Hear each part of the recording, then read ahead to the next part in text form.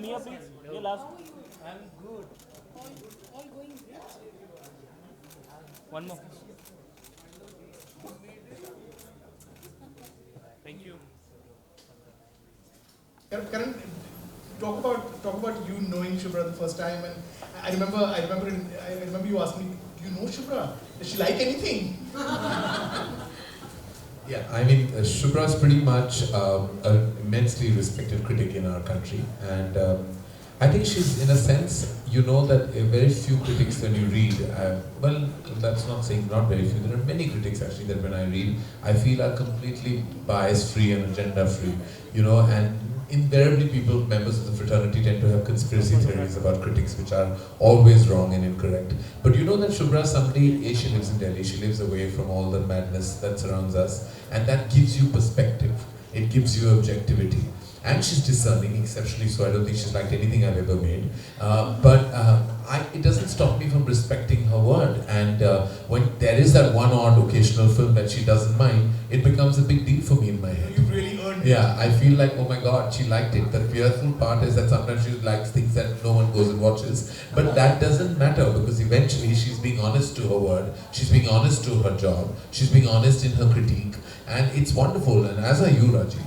But I think that you liked many more films than Shubhra has. So that's the only why you're on the opposite side of the spectrum. But what is amazing about Shubhra is she's consistently, I would say, discerning. Like there is never like, she doesn't have, like I know that when she once told me that there's every film that I go in and watch, she says I go in like without any kind of information in mind. She tries not to even watch the trailer at times or find out too much about it. So I think the whole idea when she goes and sits in that cinema hall that she wants to like it. Who doesn't want to watch a film? You know, you don't go and saying, I hope this film is going to be awful, it's going to be such Although fun. a lot of people think all critics are like that they go in. No, I think I'm one of those rare filmmakers, I think, that almost reads every review written in the digital world. I read and follow everyone's opinion. In fact, I'm the one of the first people who, of course, knew Shubhra wrote for Indian Express, or that Rangan Bharadwaj writes for The Hindu and now for the Film Companion. You know, Rajiv and Anu were our superstar critics, but there were so many others who were academic, who were prolific, who said many, many clever things about movies and didn't give you the screenplay of the film or the story, you know, and with their version of the screenplay, which sometimes the critics tend to do is that I would have done this, but you are not the filmmaker. You must not say what you would have done. Why don't you just review what you've seen? And I think I'm really a big review junkie. So for me, I'm kind of starstruck being between Rajiv Vasant and Shubhra Gupta right now. Harper has a series which has 50 songs that, 50 something that. And when we first started talking, I told him, I said, how can you have 50? It's not possible. So he said, it has to be 50. Then I looked at all my reviews of the last 20 years. Every single one of them. And then I whittled it down to 100. And then we fought about, can we do 100? He said no. Can we do 100? He said no. Please, he said no. So he said, got it down to 50. That took me almost a year to do that. Because I watched every single film. Every review, having read every single review, every single film from 1993 onwards, every single one. And then we chose the 50. Yes, and that took a long time to do, and I'm still not very happy about the 50, I have to say. I wish it was 100. So, at least. why did you choose to make it 50 then? So then, you tell me about this. Is it Shantanu? Yes. It was your choice to Yes, make it it 50? is his choice, because they have a series which says. Oh. So it had to, 50 Indian film classics and 50. And I think it's exciting. 100, of course, you can include so many things, but for 50, Shubhra has to do something. Yes, the lot of work that went into and the fun part was that I actually watched every single film that I whittled down to 100, and then I watched every single one, each one of them, and then I read. So the nice part about this book is that it has the original review of when the film came out, and then I revisit the film and then I stack it up with the new stuff, which is really where the USP of the book lies. Because each of these films came out when the country was at some stage doing something, or people were doing something, or each film is about its time more than anything else does. It comes out at a particular time and it talks to that time. So when you look back, you have perspective. But when I was reviewing Dilwale Dulhania Le Jayenge, for example, there was absolutely no idea in any of our heads that it was going to be the film that it would be. Right. It was in one moldering single screen in Delhi that we all watched it. And we all said, yeah, theek hai, achhi hai, this was fun, that was fun. But did any one of us know that it was going to be the kind of film that would have long legs? I have a question to ask you, Shubhra. Have you seen Dilwale today? How many stars would you have given it? I want to know. Since you sit with not more than 1.5 and 2 on many occasions, I just want to know how many Dilwale. I'm not even going down kuch kuch hota because I'm worried it'll break my heart. So we'll just break Aditya Chopra's heart for now. So you really want to know? I really want to know. So right now, Yeah. can I think about it for a minute? Think about it. We'll get back to you, but I won't forget. Okay. Alright, fine. I think that I'm that's really fine. happy I'm with the book, Shubhra. Why are these No, films in so your book? I think you, Karan, are one of the big architects of how his 20 years played out. I think your Kuch Kuch Hota Hai, when it came out, was a seminal film in a way that DDLJ wasn't. DDLJ wasn't. It was trying to do something fun, it was fresh, it was youthful, but what you did in your film was something completely different, and I knew when I was watching it, the day I was watching it, that this film is going to do something. It is going to impact modern youthful romance in a way that nothing else has.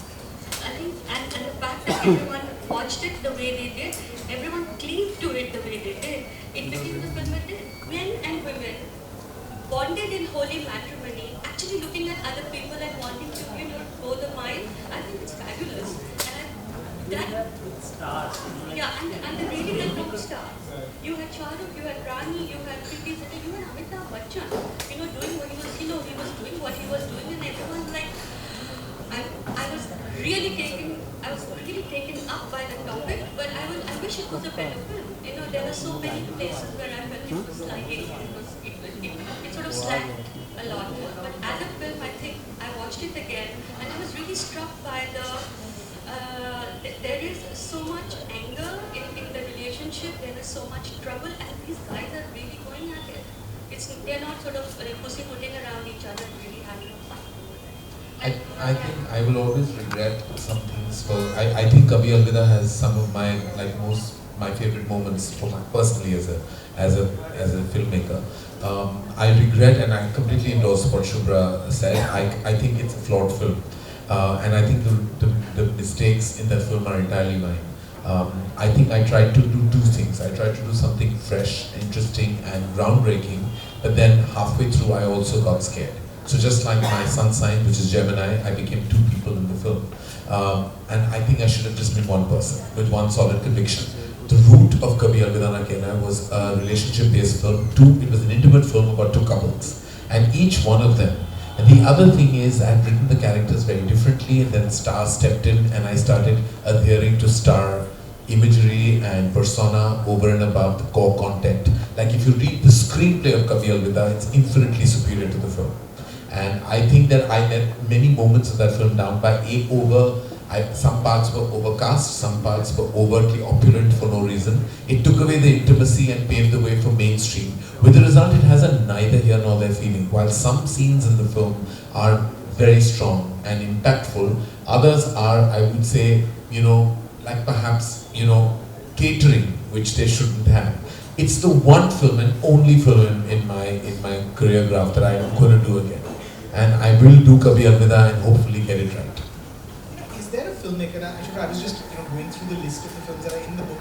I was trying to take count of which filmmaker has the maximum entries. Turns out Vishal Bhardwaj has 2, Karan has 2, Dibakar has 2, Ram Gopal Verma has 2, Anurag Kashyap has 3. I want to ask both of you: is there one filmmaker over others that you feel has had the greatest impact on where cinema is headed even now, and where that period of 1995 2015 is concerned, who perhaps left the most indelible stamp? Alright, so I would say that if I had 94 to play with, I would say Suraj Bajajia. Absolutely. With Hum Aapke Hain Kaun was, it's a film that everybody references in some way or the other. Aditya Chopra, of course, is in here because in October 95 was when Dilwale came out. And I would also say that Maine Pyar Kiya, Suraj Bajajia, also Qayamat Se Qayamat Tak. I think that would have been, I think those are the three filmmakers I think really have shaped the 25 years that came after that in a way that no other filmmaker has, because each one of those films is the kind of gold standard by which other filmmakers even create romances around them. It's only when people started breaking the mold, which is why the films that you see in here are all films that did something that these guys had not, or they had left a little space, or something they did that these films had, sort of, it was like, where do you go after Qayamat Se Qayamat Tak? Where do you go after Dilwale? So these are all films that were, in a sense, a response to these three big films. Yeah. I have many names actually, and I think there are about, and some of them we don't give enough credit for. I think, if you think about, when we talk about modern day, contemporary, casual, conversational writing, it actually started with Dil Chahta Hai in 2001 with Farhan Akhtar. Many filmmakers followed suit and made filmmakers like Zoya Akhtar, Imtiaz Ali. They I think came from the similar space. But Dil Chahta Hai was iconic. So I would say Farhan Akhtar was iconic for creating this casual conversation in film, which friends like Ashley in urban India speak like. Then when you talk about just sheer visual opulence, I think Sanjay Leela Bhansali sets the template. And today we've all seen the trailer of Padmavati. He pretty much paints celluloid like no other filmmaker does. He does what K. Asim did with Mughal-e-Azam. He does with great filmmakers of the York, to paint just cinematic, just make it so cinematic that makes you question digital always, because it just makes you feel like every frame is a painting. Sanjay Bhansali would be the other filmmaker. When we talk about Anurag Kashyap, we must say he started a movement that we still don't give. Of course, he gets a lot of credit from people in and around that movement, but we must know that there are many films and filmmakers that have spiraled off the energy he kind of created. And I think that he has created a movement of sorts, and good, bad or ugly, there is an energy he brought into the movies that we must respect him for. Beyond that, of course, I'm not mentioning the greater filmmakers, but lastly I would say Raju Hirani for bringing across this syntax that Rishikesh Mukherjee, Basu Chatterjee actually had created, and then no one took forward, because everyone started going either glossy or exceptionally real. He created the common man conversation. I think by making the films catering to a very strong middle class morality, that is what represents us as a nation. So these are the four names I would say that are, I think, beyond every other filmmaker, are I think flag bearers of Indian cinema in a certain sense, across various and different kind of, I think, syntax energies. I would also include Diwakar in this, Diwakar Banerjee, absolutely, because he's sometimes Vishal Bharadwaj, Anurag Kashyap and Diwakar are all spoken in the same breath, but they're very different kind of filmmakers, and they come from very different spaces. Diwakar inhabits a very urban sensibility, and a very middle class Delhi, West Delhi, the whole sensibility of that West Delhi middle class colony that he gets into the movies no one else had before that. So it was, everyone said it was the Rishikesh Mukherjee kind of space, but I think he's edgier, he's angrier, there's a lot of stuff going on in his films. And I think he also, in my opinion, I think he also is one of the filmmakers, and he's also a very exciting filmmaker, because he goes from one thing to the other, and after a sort of mild Khosla, and he makes something like Oye Lucky, which has real anger, that Abhay Deol's character. Yeah. Totally. In fact, I have a great meeting with Diwakar. I remember meeting him for the first time at a Hindustan Times conference, and I walked up to him and I said, Diwakar, I loved all three of your films. I never met him, and he said thank you and walked away. And I remember that time that I said, he could have said, I liked your shoes, I liked what you were wearing, even if he hadn't liked any film, but he was just honest enough to say just thank you, he had nothing else to say back to me. And I always find, I always feel like very amused with encounters like this. And then you made a movie together, what was that like? Well, it was amazing because we had working on Bombay Talkies with Zoya, Anurag, Diwakar and me, initially I think Diwakar was really worried about me, because he worried that I'd come and ruin that, that whole set piece created by them, that, ye pata nahi aa jayega, song, dance will happen, and he'll make something like that will not connect to the rest of the, the films that were made. So I was like, no, when in Rome do what the Romans do, I'm gonna like just go down that path. So I'll take tight close-ups of things that are not relevant, and maybe I'll fit in. But I didn't land up doing that. But I did land up, he told me when he saw my film, I think the only film of mine he's liked was the short at Bombay Talkies. And he was like, this feels like your debut. I said, that's because you haven't seen maybe any other work of mine, and perhaps you haven't liked anything. But I have to say it was the best time we had, because the four of us are so drastically different that when we came together, they used to look at me like I was a creature, not a filmmaker. Like, who would come from God knows where. When I used to give those interviews, we had the maximum fun. We're making the part 2, which Ronnie Screwballa is producing, and I can't wait to go back because the theme is love and lust. And I have no idea what between 4 of us what we're going to create. It's going to be kind of manic. So I would say that, yeah, I think Dibakar, Anurag, Vishal, and there's Rajat sitting right over Yes, there. Rajat's here in the house. He's such a, he's a disruptor in a classic way. He's done films completely out of the box, and I love his Aankhon Dekhi. All of us. One of the best films that I've seen in a long time, and every time I reference a film which I really like, and I said this is the man who made the film, and he makes them in a way that no other filmmaker does, and I think that's really why he is in the book as well.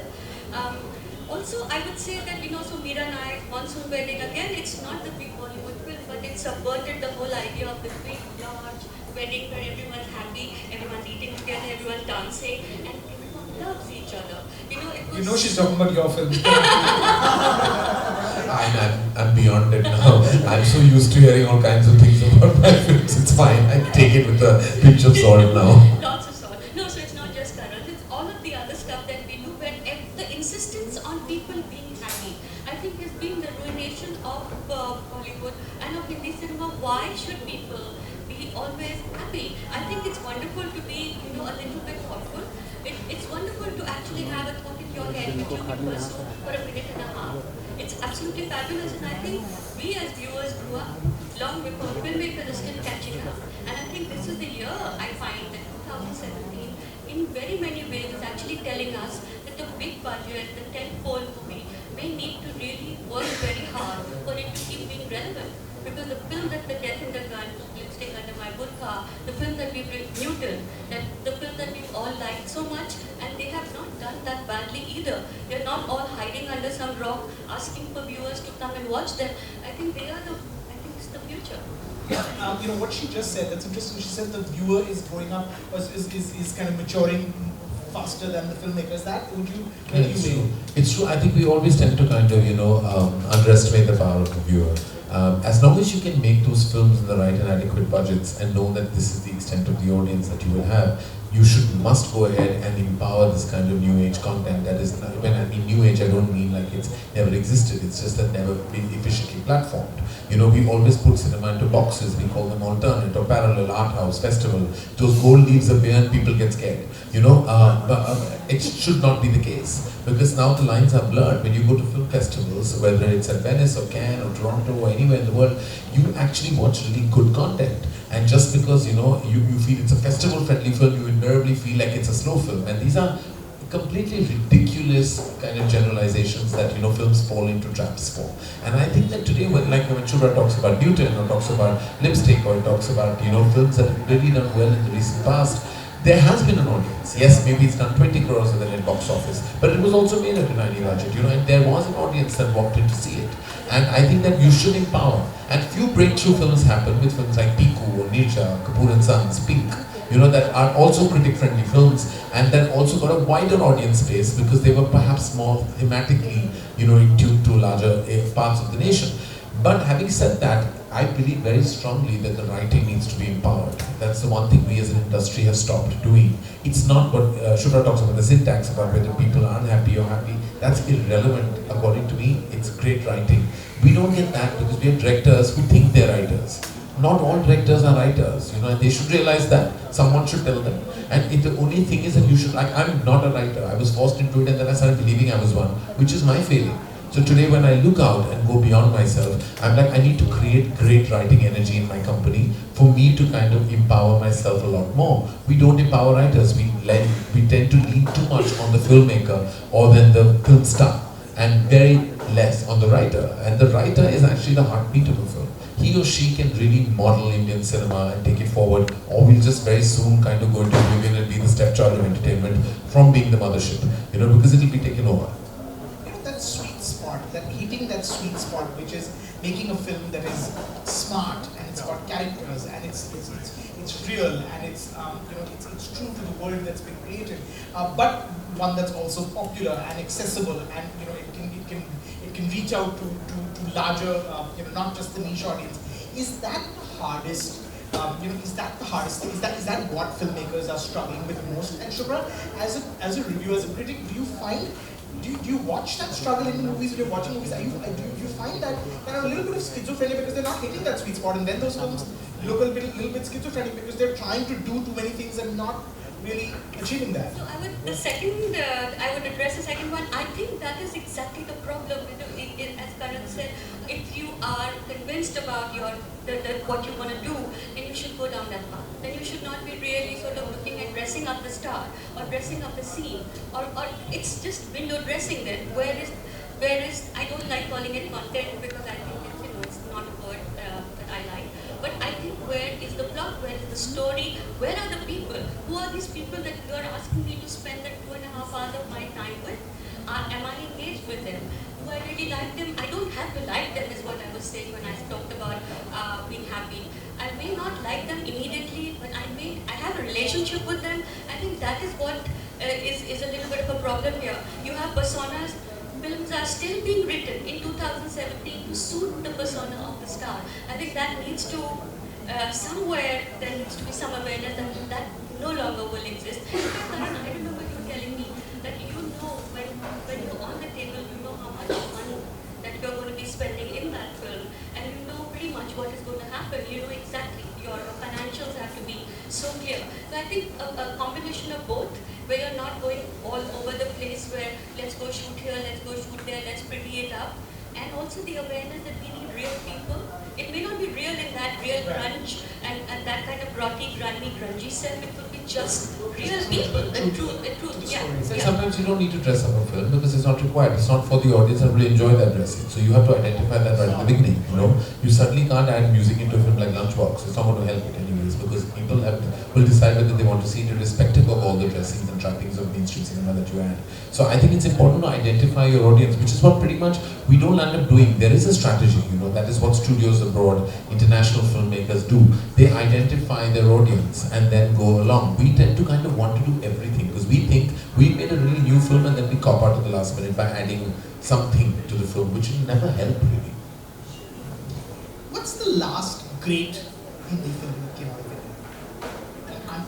The last great Hindi film that came out of India. I know great is a yeah. Great actually, you need to have, for it to sit for a bit, Sure, for it to have greatness attached to it, as far as I'm concerned. But how far back would you pick the? I feel like Lagan was the last great film. And I feel like everything, there's been the Lage Ramunavai and there've been some, but I feel like do they have the enduring quality of Lagan? I'm not sure. I don't know. I think you're overthinking it. I've liked so many movies in the last 15 years, but I don't know. Only retrospect acquires greatness, right? Sure. I think when we are like 70, we'll realize what was really great. Because, generations beyond us will talk to us about movies. Like, we know Sholay is great because we still talk about Sholay. We know Mughal Azam is great because we're still referring to Mughal Azam. We know there are so many films beyond that. Like, to me, Kabhi Kabhi was greater than many other movies, but not to someone else. So I've enjoyed so many cinema experiences. Even in the last 2 years perhaps. I think Bahubali is great for various reasons. I think Dangal is amazing. I think Rante Basanti is amazing. Or, so many movies. Aankho Dekhi is amazing. There are so many movies that are amazing, and then there are 25 to 30 films that come to my mind. But I don't know whether we can slot these, and whether it's those films that make it to books or not. I think that's irrelevant and personal. It's subjective, So I think, like Shubhra said, maybe decades down the line, when I discuss movies with my babies, or maybe when I'm 30 years down the line, I'll chat with hey, did you guys like this? And they said they didn't see it, perhaps it's not great. Because we have to check with generations ahead. As I said, retrospect teaches us greatness. I think for a critic, I think for you and me, and I think Amrita is here and a couple of other people, great, I don't think we use the word great easily at all. And I don't think we should.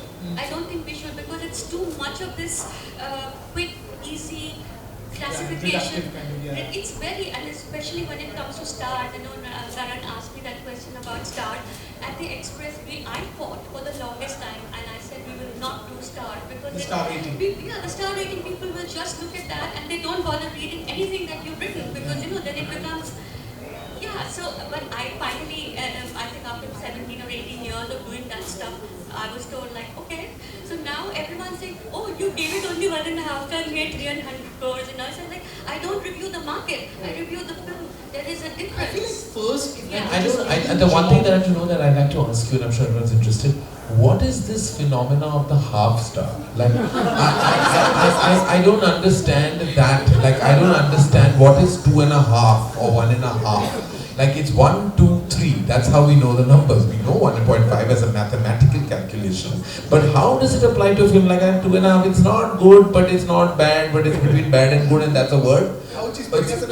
So I'm just saying that I don't get, I know why you would do it, we've had this conversation, I'm intrigued, and then you just answered that question already, that you weren't interested in the stars at all, but now you're also I doing did do halves. it. Namrata is the only one who still resists the star system, no? No stars. There are no stars. Yeah. So well done. I think that, But I feel like the gap between 2 But and 3 Karan, is so I don't wide. have a say in that. It depends from organization to It's organization. really But have you been in, has this been enforced, Namrata, by the Hindu to you? Or? It came into account when several discussions happened, and people said that stars don't serve any purpose. So it came quite recently. But I think I'm really happy with that. It just unburdens you as a writer to take off. I think the reason to have stars is the quick conversational point that comes out of a review when you read it. It's a like if I've read your academic analysis of film, it may not be immediately engaging as much as the final result. It's like, test mein marks kitne mile is what we want to know. So when you say 2, 2.5, it's immediate indication. So I suppose your 2.5 is because I liked it, didn't love it, but I didn't love it that much, so I will give it 2.5 and be safe. So I think it's 2.5 is, I think that 2 and 3 gap is too wide. The 2 is kind of below average. and the worst is when films get half star. So it's like you get marks for just showing up. I think you get half star for just releasing. So I'm like, what is half star? I don't get that either. I don't get 1.5 either, Shubhra, but that's a conversation we'll talk about later. It's your favorite rating. Like Shubhra didn't mind the film. She gave it 2 stars. That's the indicator, apparently. I was like, Yes, it is the indicator, because 2, it's fair. 1 is poor, 2 is fair, 3 is good. and there's something between poor and fair, which is bad. It was okay. Like, I will tell you this, Karan. I go there, like I said, I'm looking for something Right. I like. And No, I no, will that's tell true. you, that I did not like this, but I will also say that this worked for me, and I'm always, the stars, I wish we could just throw it into the, out of the And I have to say the scary part about Shubhra's review, that it pops up first when you write reviews of a film. So that 1.5 stars staring at you every time you write reviews of the film, and Shubhra's review is up there. But Oh God, can someone push the others up a little higher? As a filmmaker, doesn't it disappoint you? This whole rating system makes the film look like a product. It's not a Maruti car where Yeah. you say, okay, the interiors for this, and the tires were not very good. I mean, I don't know. People keep asking the But critics. I I think- want to know what the filmmakers feel. Namrata, I dance on reality shows. You're asking the wrong person. I'm pretty much a commodity of my own. So I'm hardly the person to comment on somebody else objectifying me. I've objectified myself enough. So it's absolutely fine. I have no problem with that. And you missed the beginning of our chat where I said I'm obsessed by reading reviews. I'm a review junkie. I love reading. Even like now, my favorite pastime sometimes is like, let me go back to the reviews of an old film just for my entertainment, just to see what people have written, and it's engaging. I feel like you've benefited from it. Yes, I have. Yeah. Tremendously. Because I'm one of those people who loves to read what's wrong with things. Even the people around me, I encourage them to tell me. I know that I make a film, a kind of film that will never appeal to all sensibilities. But I like to know that within the parameters of even that, what are the glaring errors that I feel people and reviewers are very, they're instinctive enough to point it out, and they give you a perspective that is not something you may think of entirely on your own. I read the clever ones who I believe are sharp and intelligent enough to analyze your film. I love reading what they have to say, because at the end of the day, they're being honest. They're not coming with an agenda. Why do they care? They don't know you. They don't know you long enough to kind of have an opinion about you personally and therefore be biased about your film. That happens more within the trade. But I think English media, when they report, or Hindi media, and regional media that reports your films, they have a really strong perspective. Like one of the longest reviewers I really admire is Rangan, and I love reading his reviews. They're very long. And when I started reading them, no one had even, Ayan Mukherjee, the filmmaker, told me that you've got to start reading Rangan Bharadwaj's reviews. And they are deeply academic, and he spends a lot of time, which is why his reviews never out on a Friday, because he comes out with because he spent a lot of time thinking about the film and then giving you, and then he finds things that you have not even thought of. You know, sometimes they're true, sometimes not. But I'm a fan. Like when I read Shubhra's review, I know that she's agenda free. She didn't like it, but this is the reason why. She wanted to like it and didn't like it. Similarly, when you break down a film, I find you very entertaining on television, especially because you say some really funny things at times. And if, God forbid, we're at the receiving end of something, it's quite hilarious. As to when Rajiv and even Anu, when she reviews, because Anu has this sweet demeanor, and then she says the you know, the meanest things about your film, and you'll be like, oh my God, like she's so lovely when you meet her. How could she say these mean things? But she's been true and honest, and that's the truth.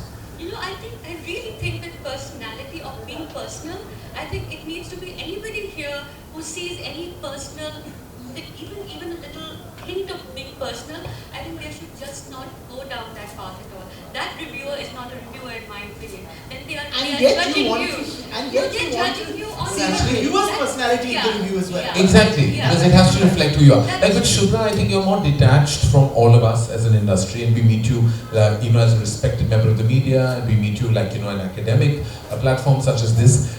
With Rajiv, it must be, I have to ask you, it must be tougher for you to maintain that objectivity because you interact with every member of the industry on a weekly basis sometimes, and then you have to go and say things about them sometimes in a not very favorable light. It must be challenging for you to face those very same people next week again. I'm sure it's difficult. Go in hoping every film's good because you know you're going to bump into them soon.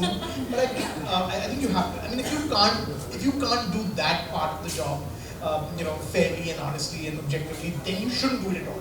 It's actually easier not to do it at all than to kind of. Oh, and it's heartbreaking at those previews when you see those critics run away. You know, before meeting, you can just see Raji like literally trying to find the exit door, and it's like you've got it. Like I always feel when you have to go up to somebody and ask them, what did you think? That's the first problem your film's had, because I feel they'll come up to you and say it. You know, if you've really made a good film, there's no way that you won't go and tell the filmmaker. The moment there's blankness on the critic's face, you have to just realize, still I find people stupid enough to go tap them and say, "Kaisa laga?" I'm like, what do you mean? Like, why would you do this to yourself? Mat karo na, ghar jao, so jao, aur puja paठ kar lo, jo bhi karna hai, poocho mat. But I think that should go for everybody. I think even people who are not critics, to have an instant opinion about something you've just seen, what is it about? I mean, have you even had a chance to read? To coming out and saying trash? Which is why. But we are a reactive nation. What? Is there anything worse than live tweeting? Oh God, live tweeting. I mean, really? What is that? Are you watching the film? Are you watching the film? Are you doing this stuff? You know, I really think it is. In fact, one of the things that is interesting in the book is also how the whole process of reviewing has changed. You know, it used to be Sundays and leisure. We used to write on Saturdays for Sundays. We used to. There was a time like I mean, the very first review, I think all of you, maybe some of you very young here, but people of my generation and above would know that the Times review that Khalid Mohammed wrote was always Sunday morning. You know, so it was a Sunday morning review, and then subsequently it was very much the template. Things have changed in the last 4 years, I think, and now if you're not the first review out, and then there are people who are making up reviews also without having seen the film. You know, online you read like on Thursday because Dubai, you know, people see the film and then reviews. Like the whole idea is for an event film, like who got it first. Like the first review that, you know, becomes like the big deal to talk about. I want to go back to the book, Shubhra. If you could, are there films that you couldn't include and broke your heart? Rocket Singh. I absolutely wanted to include Rocket Singh. I thought it was absolutely my favorite Ranbir Kapoor film, and I think Yash Raj, for some reason, had lost their mojo. You know, in the few years preceding that film, it was almost as if they had no idea what kind of movie they wanted to make. Suddenly, Shivita and Jaideep, they came up with this film which is so true. To me, it is one of the truest films that I've seen. Unfortunately, it didn't do well. Apparently, according to Yash Raj themselves, they say it's the worst performing film of their entire. That might have changed since Scary Band came along. Yeah, perhaps. But I think it really broke my heart. I really wanted to get into that one. I absolutely wanted it. Yeah. We've all had our fair share of films that have been terrible and haven't performed, and some are heartening and some are disappointing. Like Rocket Singh, I'm sure must have been, because it was an image. I remember you liking it as well. But most things Ranbir Kapoor does is always really good. He's such a great artist. That film was special, and for various reasons it didn't connect or resonate with a national audience. But I mean, it doesn't take away from the fact that it's a good film. No, Barfi's not in it. No. Not a huge fan. No, not. No. Bansali just one. Black.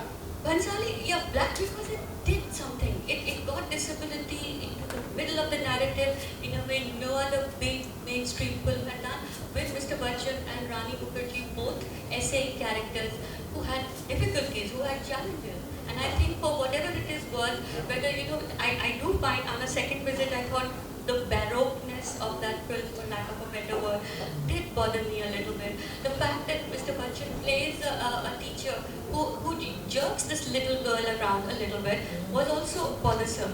But I think as a film, and at the latter part, there is a lovely tender scene between him, his character, and Rani Mukherjee, where the possibility of something more than just being a tutor and a mentor is explored, but it's gone in a flash. But to me, it made the film. And I think it really, yes, I think it's, because after that, My Name is Khan came along, Tare Zameen Pe came along, suddenly disability was not this thing that had to be treated in a like these guys from the zoo, or, it absolutely was some amount of sensitivity, and with people having their own narratives. I think even Margarita with a straw. This was a person. It was a person. She had a person. She had something to say, and I think it was fabulous. Other titles in this that you get pulled up for?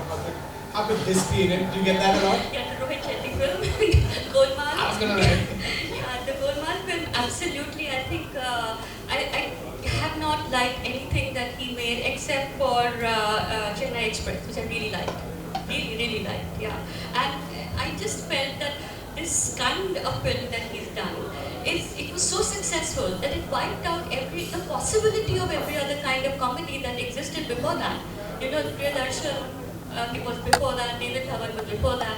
So kind of a broad, slapstick comedy, physical comedy, and none of the gentle, thoughtful, the kind of humor that comes from interaction, the Rishikesh Mukherjee kind of.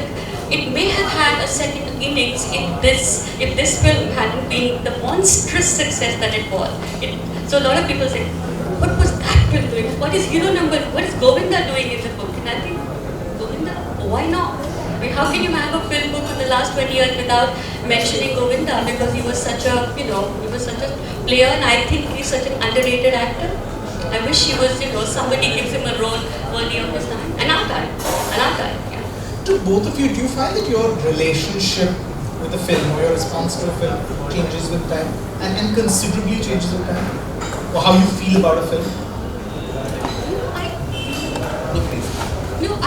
I was actually looking at myself when I was looking at these films in the last 20 years. This must have been an exercise to kind of examine that. It was something that I was doing consciously, and I kept looking at, did I like this film a little more than I should have? But for I always look at film as, what did it do here? Did it touch me here? How did it make me feel? And I think in that sense, I don't think there was anything in this, except for perhaps Black, which I liked much more that time than I did this time. Maybe that and a couple of other, every single film, same. I was hitting the same marks every single time. Yeah. I think that sometimes many films are judged too soon, and you kind of tend to then the film acquires a certain love and cult status. One of our films that I feel got a lot of love but much later was Wake Up Sid. I remember Wake Up Sid came out. I don't know, people just, I don't think it got the reviews that actually goes with the appreciation it has today. Because the irony lies in the fact that many people who saw Ayan Mukherjee's second film, Jawani Diwani, all came out saying that, oh, we liked your first film more. But that was not what they said at that time, and you are one of them. It was like, I feel like it didn't get the required love, because I think it was truly a wonderful coming of age narrative. And you know what I mean? It didn't get that kind of like. Similarly, there are films you overtly enjoy, at the time of release, because it's a bit of a celebration, it's a time, mood of the nation, your mood, your own mood perhaps, perhaps makes you engage with the film a lot more, then you revisit it. It's happened to me with so many feature films, and I'm a cinegoer much more than a filmmaker. I really watch films like an audience. For me, like, it's exciting to be sitting in a cinema hall and watching a film, and many a time I say, oh my god, I loved it, and I use words quite loosely at times, and I keep getting, like me and Adi as in Chopra, he's like, why are you so struck? Why are you so struck? Why can't you just watch a film like a regular audience? I said, no, but why are you getting so excited? Like, I call and like overtly praise something, and he was like, I think you've totally overreacted. And then I see that film 5 or 10 years later, and I'm like, maybe not as good as I said earlier. So, it works both ways at times. Is there a film you feel differently about? No, I won't mention it because it's not fair now. Something you like more than you did at the time? Yeah, like Ramdev Basant. So when I first saw it, I have to say I liked it. I had issues with it for some reason. I saw it very recently again, 2 years ago, I think, and I was blown away by it. And like, I watched it with like a totally different mindset. I sat and watched, and I enjoyed it thoroughly. Like, literally, like, I was like, oh my god, what a great film this is. I really enjoyed it. But then there are those timeless films that you watch and you can't stop loving. Like Masoom is one film that every time I watch, every single time I watch, in every mindset of mine, I just enjoy it even more. So there are films that live the test of time, and some that evolve, and some that dissolve. Yeah, so I think it's a mindset. I think it's what you also bring to the film, is what you get out of it. It's not always this kind of very objective, I am this person and there is that film and that's inanimate. There is a relationship that's going on, so I think that's very important for us to understand. And I really think a lot of people are like, do you like nothing? I mean, I'm sure we get asked this question all the time. So just, have you read the please read it and then tell me whether I liked it or not. It's very hard. It's not that hard. Okay, 300 words, not that hard,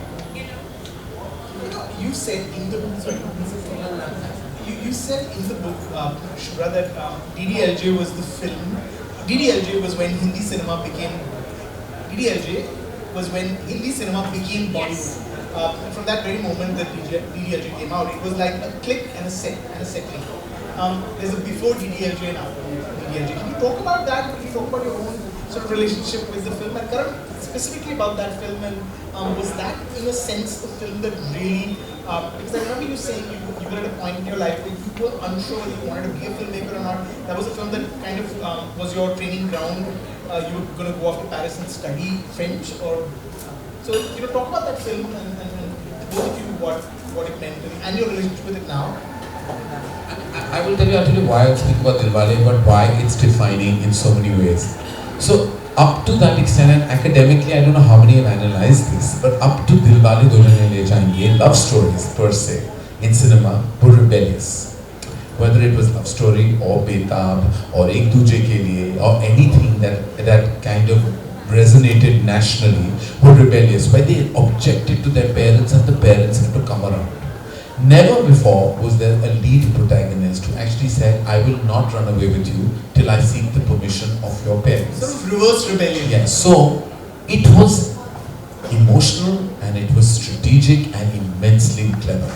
Because what it did is it engulfed a new morality with an audience base. It endeared you to the parents, to the superiors and seniors of a family, and it gave a new perspective to the youngsters who were planning to rebel. Because rebel comes, see, in marriage issues, love, relationship dynamics and traumas, parental conflict will remain in our country even today. There is nobody who stays away from it. Parents have an opinion of who you want to marry, and they are going to voice it whether you like it or not. Whether it's caste, whether it's community, whether it's hierarchy and wealth, whatever it is, it poses to be a problem in even times today. Dilwale was the first film that had that approach, which is why you wonder, it's a wonderful film and a greatly crafted screenplay with some amazing characters, performances, music, humor, etc. But what is the one identifiable part of Dilwale that really resonated with India and the diaspora? It was this. It was this one simple fact. The fulcrum of the film lay on this philosophy that endeared it to the parents and to the seniors of the family. Apart from it being a training ground, because that's where I learned, I think that was the magic of Dilwale was that. And of course then, it gave you all those elements and packaged, and it has iconic moments. Jaji Lev is still spoken about on various platforms. Raj was like he was the poster boy of love and romance. He is everyone's aspiration, to the point that people wanted to run on any train that went to Europe to find, somebody just like him. And Simran became like, and today when you look at it, the modern voices will scream patriarchy and will scream like, less of woman empowerment, Karma Chauth, which we're all criticized for. At that time, I didn't even think of those things, that I was kind of, promoting something that was deeply patriarchal and why. It was not a thought. I'm like, Karma thought, commercial. That was the thought. Shadi song, commercial. We must have these things. Big set, commercial. Big. It was like those were our mainstream elements. Like my father used to say interesting things. He used to say like, you must have a buffer scene after interval. Now that was because people are settling in, so the scene should make no sense after interval. Because you should not feel, that's what a buffer scene meant. That buffer scene का ये मतलब है कि पहले 2-3 minute में ऐसा कुछ मत करो जो that moves the story ahead. So we used to like, he said before interval don't have a sad song. And then interval के पहले थोड़ा फिल्म को drop करो. I mean, end climax के पीछे फिल्म को drop करो ताकि climax उठ जाए. So how do you, these are things that my father said that to me, it was just set in my head. So no slow song before interval, buffer scene after interval, a week at pre-climax for my climax to rise. I mean, it was like things that were just set in our heads. We didn't know better.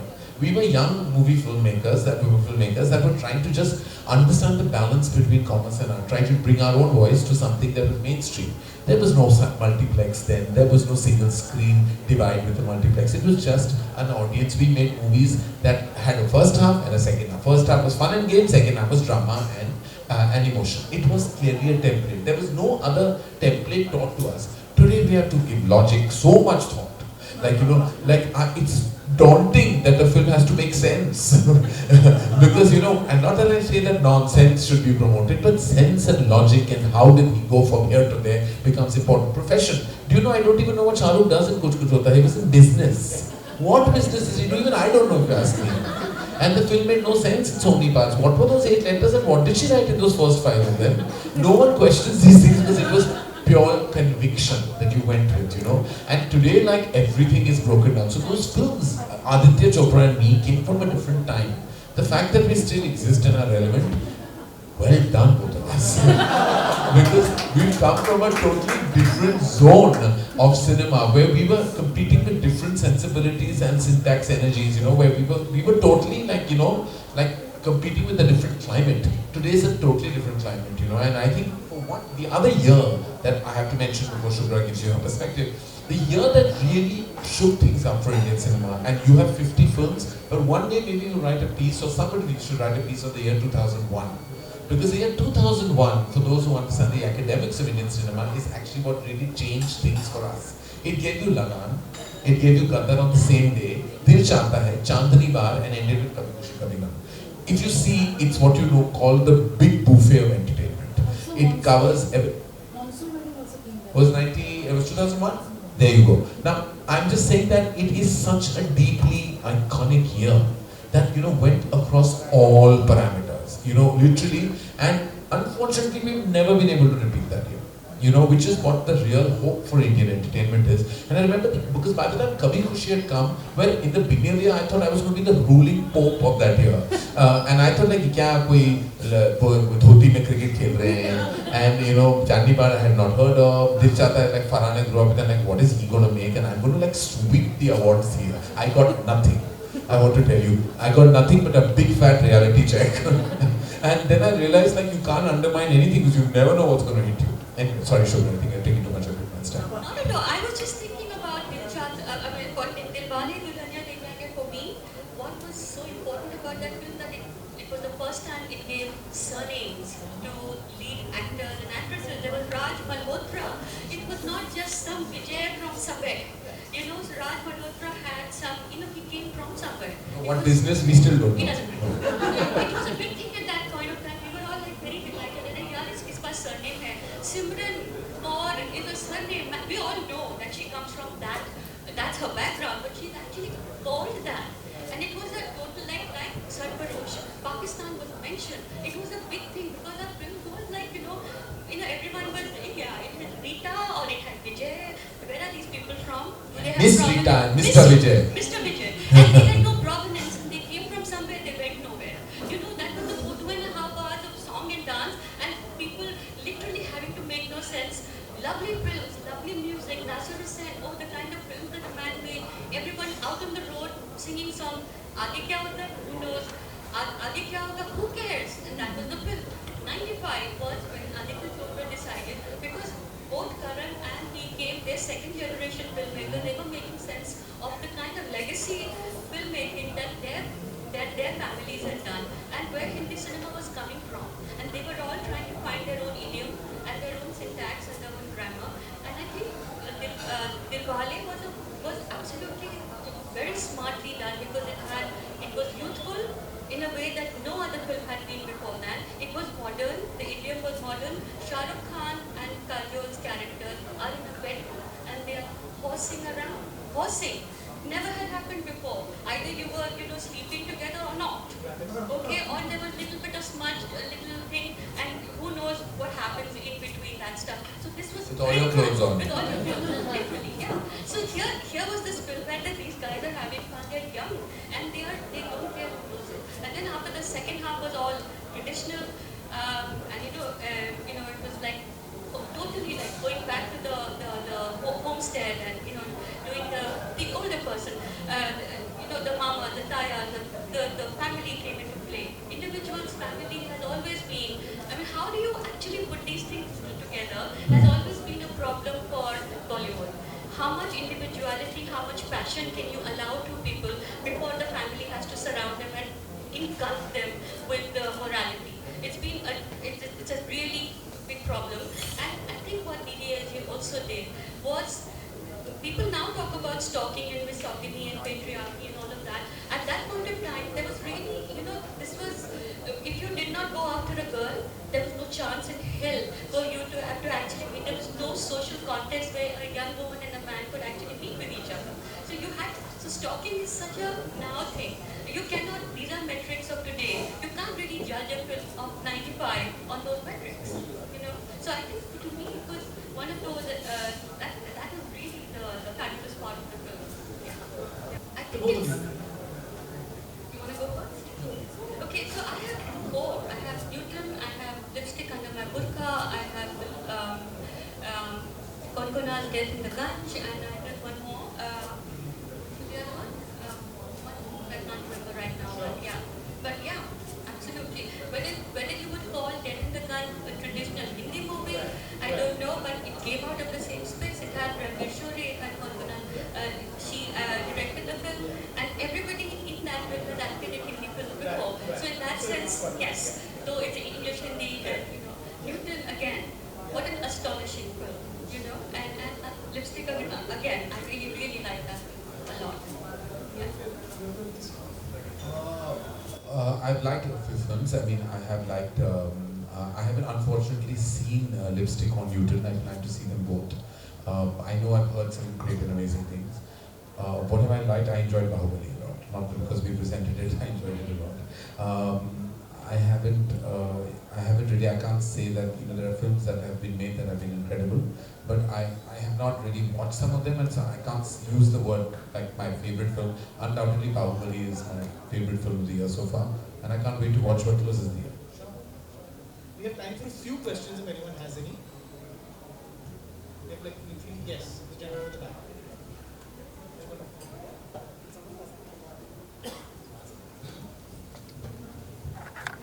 And pretty much that instinct, definitely I think Shubhra would tell you that you have while watching it.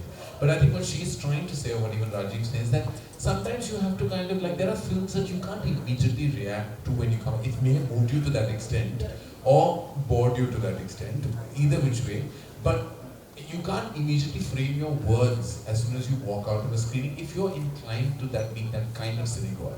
If you're that popcorn munching happy audience that is just going to watch it and say, "Arey paka hai, acha hai, bura hai," whatever, then that's separate. We're talking about those who treat cinema like an art form. And if cinema is an art form to you, you will want to give it that thought. Like you see a canvas, you can't immediately say, "I like this painting." You have to stare at every part of it. Literally, like a book when you read, you're absorbing it because it's allowing you. Words do that. Visuals sometimes tend to not. So I think that's what I suppose you mean. I also feel we're moving towards, and which is a good sign, a lot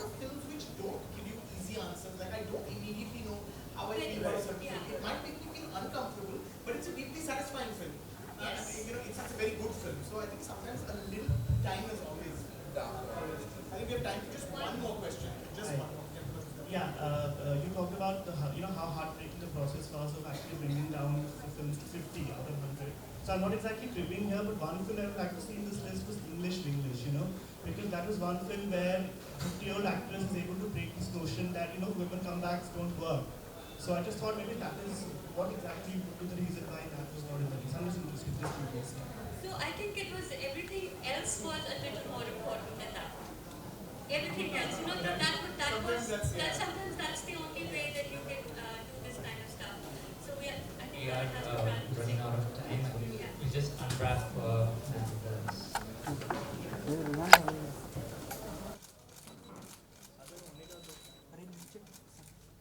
sir नहीं नहीं मसन साहब एक second Rajiv है एक उसके बगैर नहीं आएगा